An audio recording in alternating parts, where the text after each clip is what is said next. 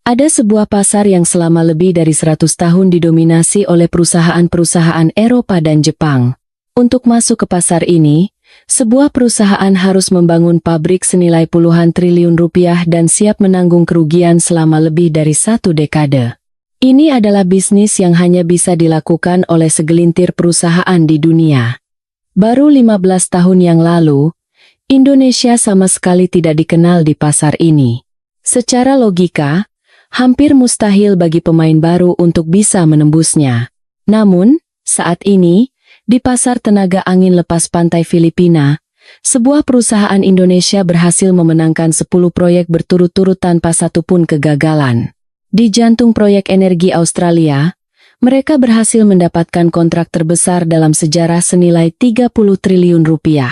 Ya, di pasar yang selama ini menjadi taman bermain bagi perusahaan-perusahaan raksasa Eropa, dalam 15 tahun, perusahaan kebanggaan Indonesia, PT Nusantara Kabel Bawah Laut, NKBL, telah meruntuhkan dominasi 100 tahun mereka. Apa yang sebenarnya terjadi? Dalam ulasan kali ini, kita akan membahas 3 hal. Pertama, alasan sebenarnya mengapa Eropa dan Jepang bisa memonopoli pasar ini selama 1 abad. Kedua, senjata pamungkas yang digunakan NKBL untuk mendobrak tembok itu hanya dalam 15 tahun.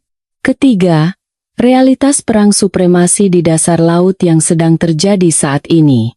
Setelah mendengar cerita ini, Anda akan mengerti bagaimana listrik yang kita gunakan bisa menyeberangi lautan, dan perang teknologi luar biasa yang tersembunyi di baliknya. Baik, mari kita mulai. Pertama-tama, kita perlu tahu apa itu kabel bawah laut. Sederhananya, ini adalah kabel listrik raksasa yang dipasang di dasar samudra. Infrastruktur ini sangat penting untuk menghubungkan pulau dengan daratan utama, atau untuk mengirim listrik yang dihasilkan oleh pembangkit listrik tenaga bayu di tengah laut ke daratan. Analogi yang mudah adalah jalan tol bawah laut. Bedanya, yang lewat bukanlah mobil, melainkan listrik. Namun, membangun jalan tol ini bukanlah pekerjaan mudah. Kabel ini harus dibuat dalam satu tarikan tanpa sambungan sepanjang ratusan kilometer. Kabel ini juga harus mampu menahan tekanan air yang luar biasa dan korosi air laut selama lebih dari 30 tahun. Karena itulah, hanya segelintir perusahaan di dunia yang memiliki teknologinya. Mereka adalah perusahaan dari Eropa, Jepang, Tiongkok, dan kini, Indonesia melalui PT Nusantara Kabel Bawah Laut, NKBL. Selama ini, perusahaan Eropa dan Jepang telah menguasai pasar sejak era 1950 Kropaka. Mengapa mereka bisa begitu dominan? Tentu, keunggulan teknologi berperan. Tetapi alasan yang lebih besar adalah posisi geografis dan jaringan politik. Negara-negara Eropa seperti Jerman, Prancis, dan Belanda saling terhubung dalam proyek jaringan listrik raksasa yang disebut supergrid. Mereka tentu saja memprioritaskan perusahaan dari negara mereka sendiri. Reputasi yang terbangun dari proyek-proyek ini kemudian menjadi modal untuk memenangkan proyek berikutnya, menciptakan sebuah siklus yang menguntungkan. Perusahaan Jepang mencoba menantang, tetapi biaya transportasi yang sangat mahal ke Eropa dan lemahnya jaringan lokal membuat mereka akhirnya hanya fokus pada pasar domestik. Lalu, pada tahun 2008, sebuah perusahaan Indonesia, NKBL, memulai pembangunan pabrik khusus kabel bawah laut di Batam, Kepulauan Riau. Apa reaksi para pelaku industri saat itu? Sebagian besar menganggapnya sebagai sebuah pertaruhan nekat. Perusahaan Eropa sudah memiliki teknologi dan rekam jejak 100 tahun, sementara raksasa Jepang saja gagal menembus pasar mereka. Namun, NKBL tidak menyerah. Selama lebih dari 10 tahun, mereka rela merugi sambil terus fokus pada pengembangan teknologi. Mulai sekitar tahun 2020, kerja keras itu mulai membuahkan hasil. Dan kini, NKBL bukan lagi seorang penantang.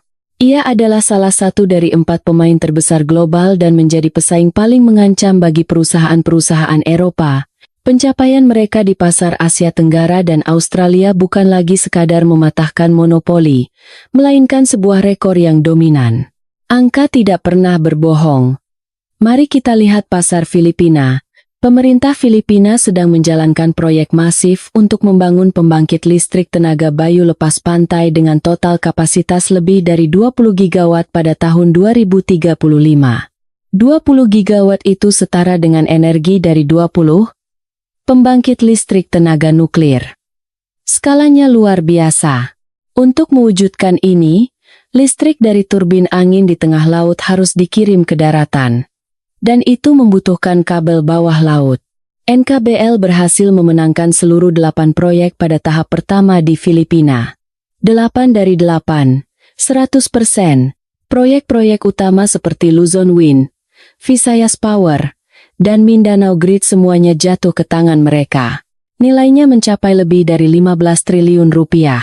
Pada proyek tahap kedua, mereka kembali meraih kemenangan beruntun. Proyek inti seperti Palawan Offshore berhasil diamankan. Yang menakjubkan adalah konsistensinya.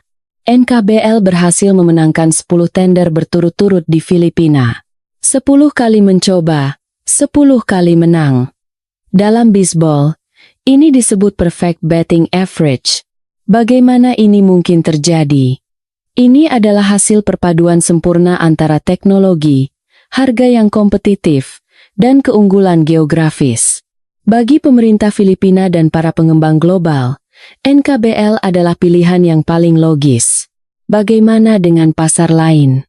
Pada tahun 2023, NKBL memenangkan proyek senilai 30 triliun rupiah dari Konsorsium Energi Australia Singapura.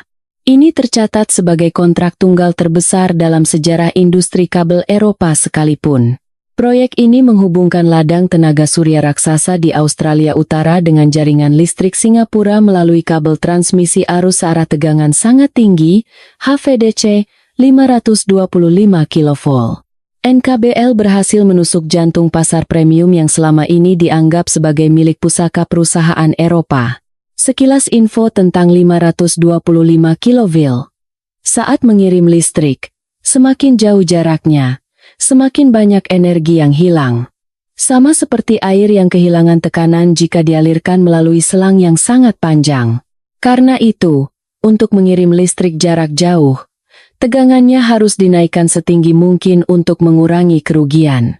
Kelas 525 kV adalah level tegangan tertinggi yang tersedia secara komersial saat ini.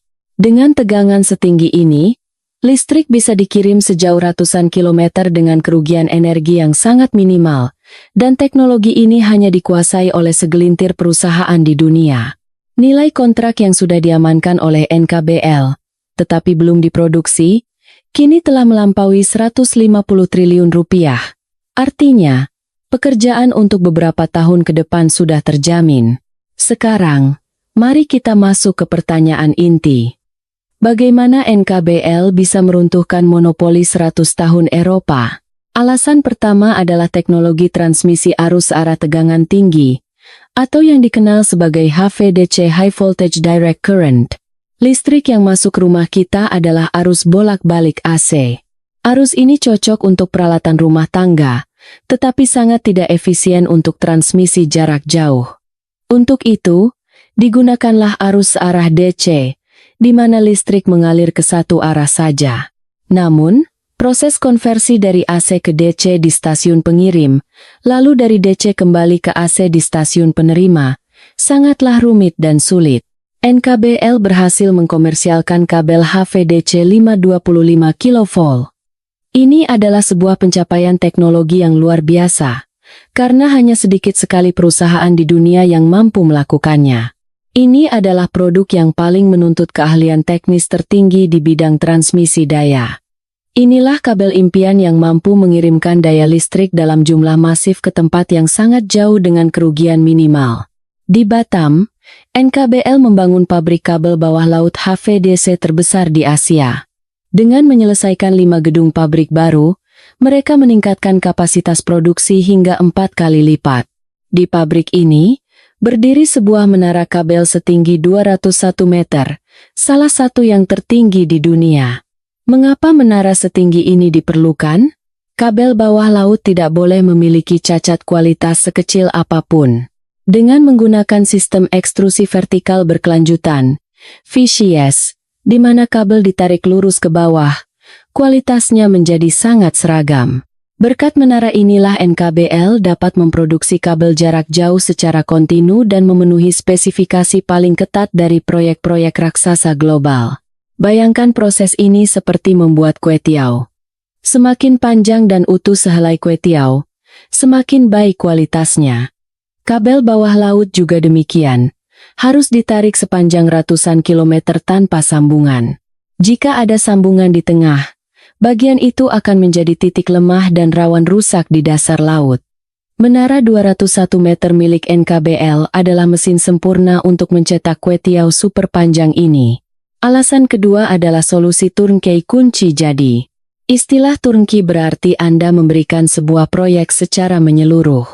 Ibarat membangun rumah, kontraktor tidak hanya membangun bangunannya, tetapi juga mengisi perabotan hingga siap huni. Anda tinggal memutar kunci dan masuk. Dalam bisnis kabel bawah laut, turnkey berarti perusahaan tidak hanya menjual kabel, tetapi juga bertanggung jawab penuh atas proses pemasangannya di dasar laut. Melalui anak perusahaannya, NKBL Maritim, NKBL memiliki kapal pemasang kabel bawah laut sendiri. Kapal khusus ini, yang diberi nama Nusantara Explorer 1, membawa gulungan kabel raksasa ke laut, dan memasangnya dengan presisi di lokasi dan kedalaman yang tepat. Perusahaan-perusahaan terkemuka memiliki 5 hingga 8 kapal semacam ini. NKBL memutuskan untuk mengikuti model bisnis ini. NKBL Maritim menangani seluruh proses, mulai dari produksi, pemasangan, penanaman di dasar laut, hingga pemeliharaan. Dari sudut pandang klien, mereka cukup memilih NKBL, dan semuanya beres. Tidak perlu repot mencari produsen kabel dan kontraktor pemasangan secara terpisah. Ini adalah keunggulan kompetitif yang luar biasa, karena proyek kabel bawah laut sangat kompleks dan berisiko tinggi. Memiliki satu pihak yang bertanggung jawab penuh jauh lebih aman. Salah satu kunci kemenangan 10 kali beruntun di Filipina adalah kemampuan turnkey ini. Alasan ketiga adalah keunggulan geografis. Kabel bawah laut memiliki bobot yang sangat berat. Untuk mengangkut kabel sepanjang ratusan kilometer, diperlukan kapal khusus, dan biaya transportasi bisa mencapai 15,20% dari total biaya proyek. Dengan kata lain, ongkos kirimnya bisa lebih mahal dari harga kabelnya. Posisi Indonesia, khususnya Batam, jauh lebih dekat ke pasar-pasar Asia seperti Filipina, Vietnam, atau Australia dibandingkan dengan Eropa. Dari Prancis atau Italia, kapal harus berlayar setengah putaran bumi. Sementara dari Batam, hanya butuh beberapa hari pelayaran.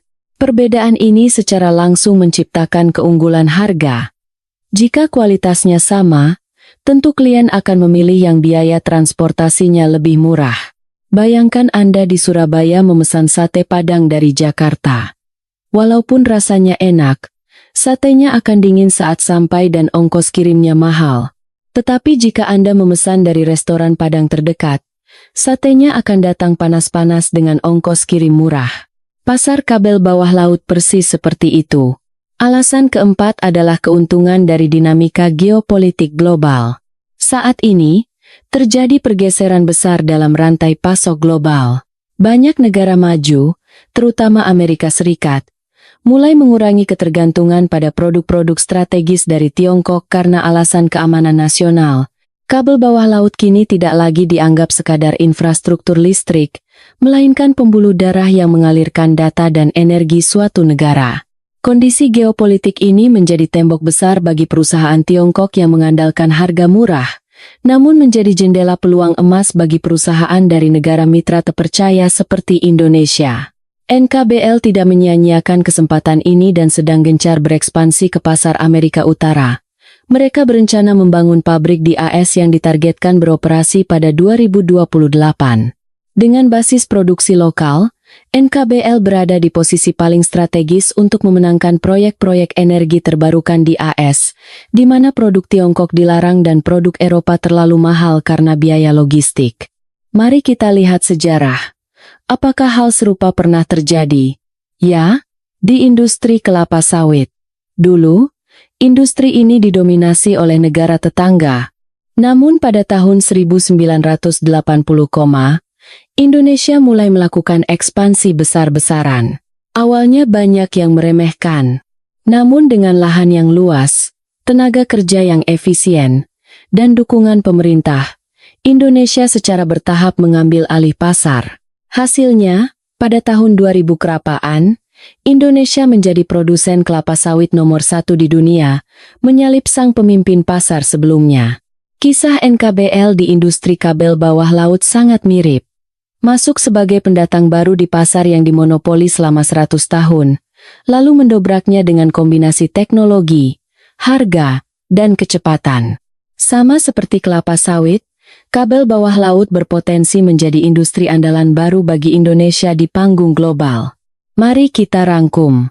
Keberhasilan NKBL meruntuhkan dominasi 100 tahun Eropa bukanlah keberuntungan. Mereka memiliki senjata kelas dunia, yaitu teknologi HVDC 525 kV. Mereka meraih kepercayaan klien dengan solusi turnkey yang komprehensif.